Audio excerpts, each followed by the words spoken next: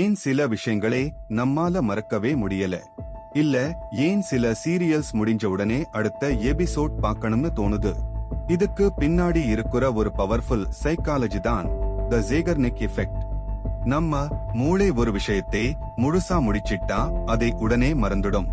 ஆனா ஒரு விஷயத்தை பாதிலேயே நிறுத்திட்டா அதை முடிக்கிற வரைக்கும் நம்ம மூளை அதை பத்தியே யோசிச்சுட்டு இருக்கும். இதை நீங்க உங்க வாழ்க்கையில எப்படி யூஸ் பண்ணலாம்?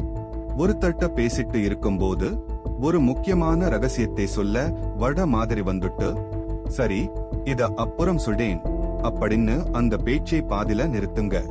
இப்போ நீங்க அந்த இடத்தை விட்டு போனாலும் அவங்க மூளை நீங்க சொல்ல வந்த அந்த பாதியையே தேடிட்டு இருக்கும்.